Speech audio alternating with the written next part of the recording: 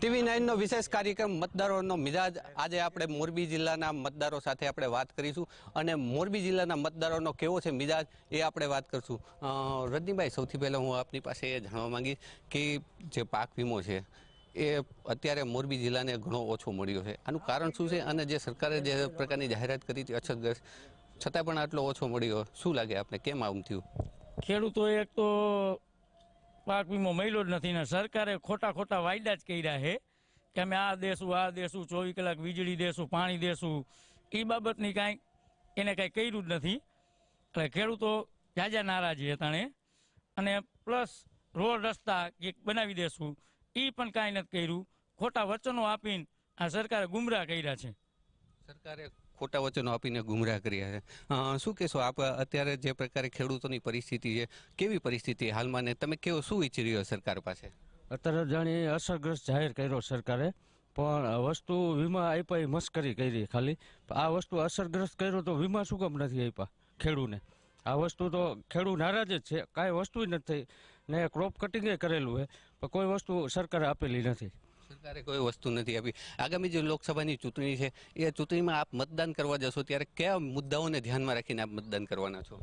પહેલાં તો સરકાર સારી હોય અને વ્યક્તિ સારું હોય એના માટે મતદાન કરવાનું, અને ખાસ કે આપણે વરસાદ તો થયો નથી તો બધાને ખબર છે, તો એના માટે વીમો 90% આવવો જોઈએ। તો એના બદલે 15-17% મસ્કરી કરી, વોલીપોપ જેવું કરી નાખ્યું કે મતદાન આપણે કરવા જાય, સારા વ્યક્તિને આપણે લીધા હોય કે આ કામ કરે આ કરે, એ પછી કોઈ આવતું નથી। આ વખતે સારો વ્યક્તિ લાગે એને આપણે મતદાન કરવાનું છે। સારો વ્યક્તિ લાગે એને મતદાન કરજો।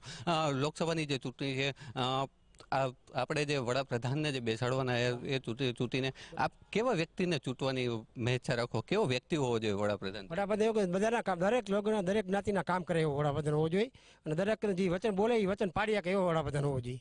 ખાલી વચનો આપીને કરે એવું નહીં, જે રિયલી ખરેખર પ્રજાના કામ કરે ને એવો આપણો વડાપ્રધાન હોવો જોઈએ। લોકોના કામ કરે એવો વડાપ્રધાન હોવો જોઈએ। બીજા પણ કેટલાક ખેડૂતો આપણી સાથે જોડાય, એમની સાથે આપણે વાત કરીશું।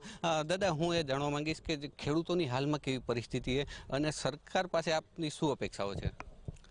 અત્યારે ખેડૂતની તો છે ને આમ લાંબો હાથ કરીને માગવા જેવું કરી દીધું સરકારે, આપો। બાકી અમારો જે કાયદેસરનો મુદ્દો છે પાક વીમાનો, કાયદેસર પ્રીમિયમ ભર્યું છે, કાયદેસર અમારી હક લાગે છે, તો એ હક અમારો છીનવી લીધો છે ને કાંઈ કોઈ ધ્યાન દેતું નથી। કાયદેસર પૈસા પડાવી લે ને પોતાને જલસા કરવા છે, અને વીમા કંપનીને સદર બનાવવી છે અને ખેડૂતને પાયમાલ કરવા છે। આ સિવાય આ સરકારનો ધંધો નથી। ખેડૂતો પાયમાલ થઈ રહ્યા।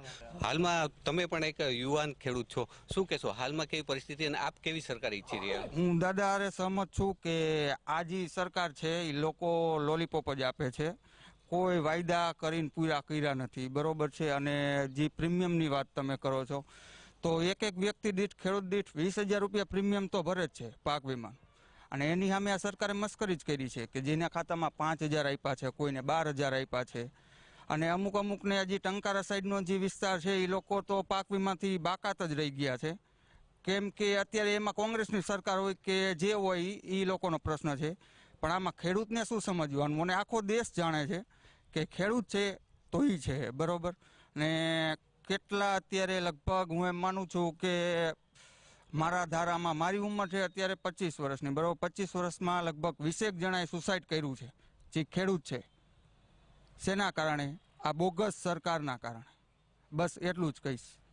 ખેડૂતોએ આત્મહત્યા પણ કરવી પડે છે એવી પરિસ્થિતિ હાલમાં। તો આ હતા મોરબી જિલ્લાના ખેડૂતો કે જેઓ સ્પષ્ટ માની રહ્યા છે કે સરકાર જે અત્યારની વર્તમાન સરકાર છે તેમણે ખેડૂતો પ્રત્યે થોડો પણ ધ્યાન નથી આપ્યું, અને આગામી જે લોકસભાની ચૂંટણી યોજાય અને તેમાં જે વડાપ્રધાન આવે તે ખેડૂતો પ્રત્યે ધ્યાન આપે અને વધુમાં વધુ ખેડૂતોને ફાયદો થાય એ પ્રકારનું તેઓ આયોજન કરે એવું મોરબીના ખેડૂતો ઈચ્છી રહ્યા છે। રાજેશ અંબાલિયા, TV9।